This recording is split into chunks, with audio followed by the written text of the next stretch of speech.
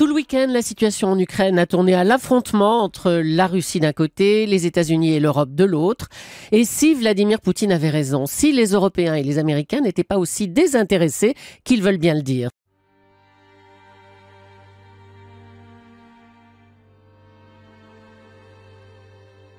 Stéphane Bandera, un nationaliste radical qui a fait de l'Ukraine et des Ukrainiens son credo.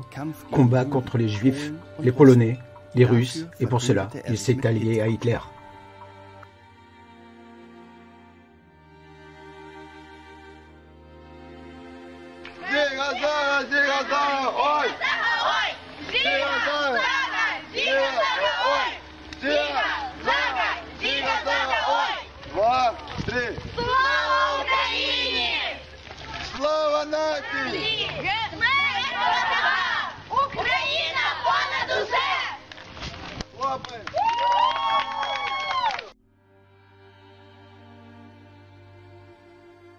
Non, on n'est ni des nazis, ni des néo-nazis. Mais vous reprenez certains éléments.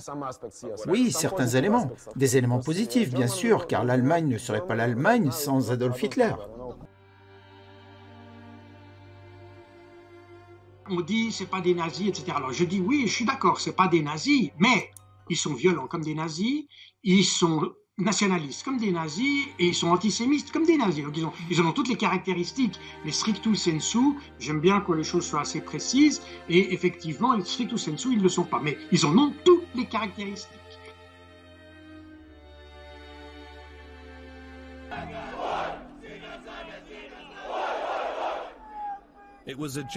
Ce geste, je l'ai vu à chaque match ukrainien auquel j'ai assisté.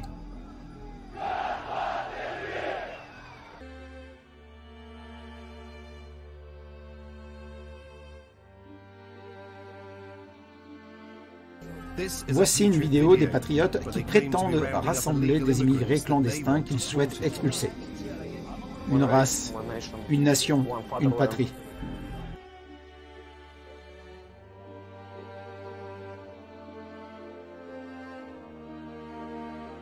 Est-ce que l'Europe, les États-Unis ne tirent pas les ficelles ukrainiennes exactement comme on reproche à Poutine de le faire? C'est un peu l'impression qu'on peut avoir, effectivement. Parce qu'il suffit de regarder les foules aujourd'hui en Crimée qui réclament la présence russe, qui acclament les soldats russes, qui brandissent des pancartes en disant ras-le-bol d'être des cadeaux de Khrouchtchev.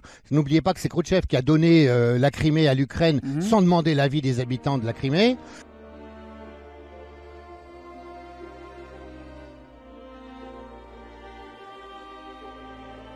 Les corps des victimes sont encore devant l'immeuble. Partout, des éclats et un peu à l'écart, les voisins pétrifiés.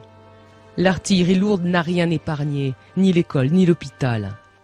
C'est très détruit. Le président ukrainien nous offre ça. Vous voyez combien il nous aime.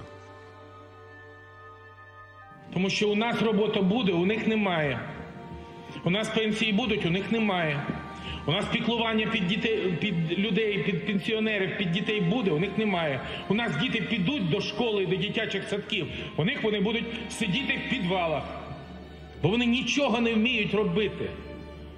І так, і саме так ми виграємо цю війну.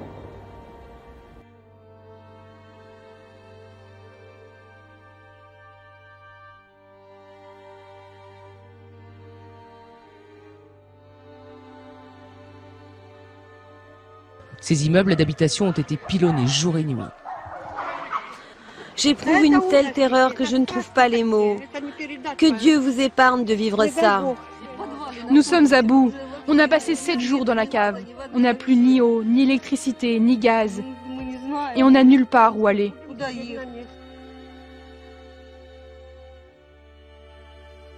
L'accord qui a été signé entre Yanukovych avec les 3 ministres des Affaires étrangères, dont Laurent Fabius, n'a pas été respecté.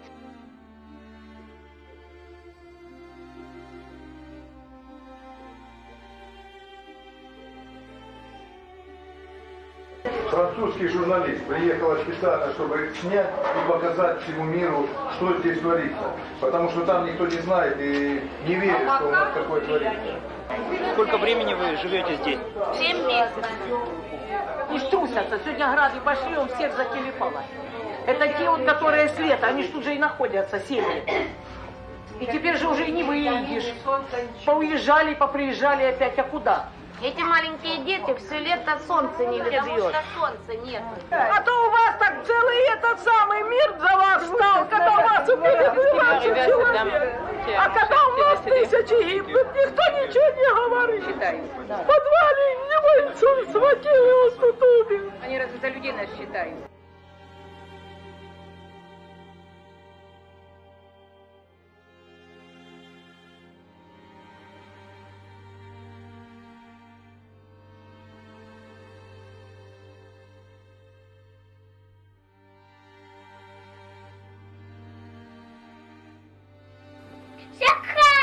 Шикай! Ой. Я буду есть важня! Смерть важнее!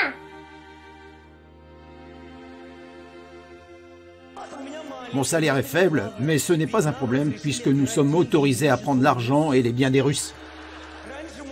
Et avant, c'était pareil pour les Juifs. Si vous le pouvez, envoyez-moi le livre d'Hitler. Mein Kampf. Ici, tout a été vendu. Parfois, je fais des exercices matinaux sur le balcon. J'aime ça, du cœur au soleil. Ce que Poutine craint, c'est qu'il y ait des problèmes effectivement avec les populations russes à l'extérieur et notamment en Crimée qui est particulièrement sensible. Et ce qu'il craint, c'est que les Américains veuillent mettre l'OTAN en Ukraine. Et ça, il n'en veut pas. Parce que l'OTAN, les Russes se sont déjà fait rouler une fois. Quand ils ont accepté d'abattre le mur de Berlin, on leur a promis que l'OTAN n'allait pas s'étendre à l'Est. Dès les années tout de suite après, hop, l'OTAN était installée dans les pays baltes et on commençait à installer des radars et des fusées contre la Russie en Pologne et en Tchéquie. Non mais attendez, c'est normal qu'ils commencent à se méfier quand même. Merci Dimitri de Koshko. La présence des miliciens rassure un peu les civils, mais le désespoir de ceux qui ont tout perdu reste immense. Et je veux rappeler aussi que depuis 2014 et le début de ce conflit militairement, la France a été le premier fournisseur d'armes en direction des Ukrainiens.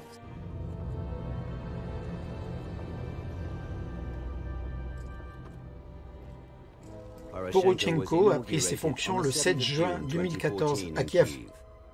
L'homme qui était arrivé au pouvoir en promettant d'être le président de la paix s'est avéré être le président de la guerre.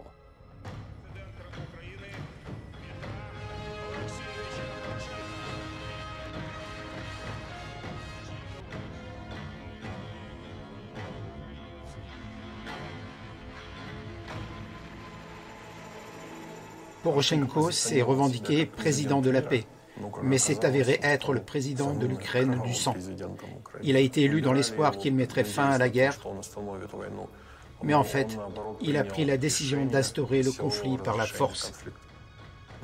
Poroshenko et le gouvernement de Maïdan ont eu bien des occasions de mettre fin à la guerre, mais ils ont toujours choisi la voie de la guerre.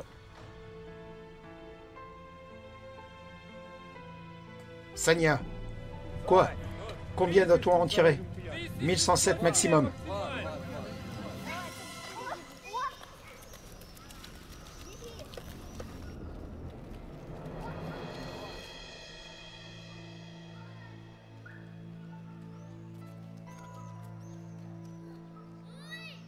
Armurier, paré à tirer. Prêt, visé, tiré.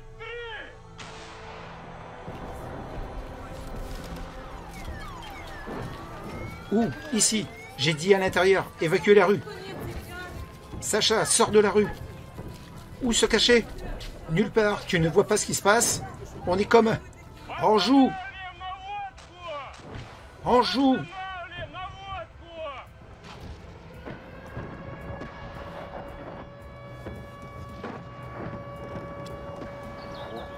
Abritez-vous. Ils tirent, qu'ils aillent au diable.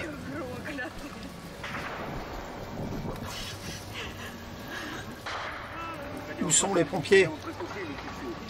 Tu vois combien de feux? Il y a des gens et des enfants qui habitent ici. Cette ville n'est pas inhabitée. Il y a des jeunes enfants âgés de 18 mois. Que faites-vous? Vous êtes des monstres, pas des humains, des monstres. Nous avons besoin de paix. Que faites-vous? Des civils meurent.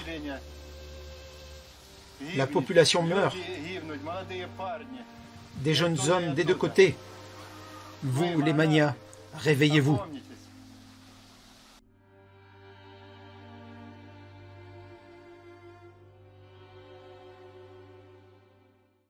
Merci de rappeler que l'info n'est pas sur les réseaux sociaux.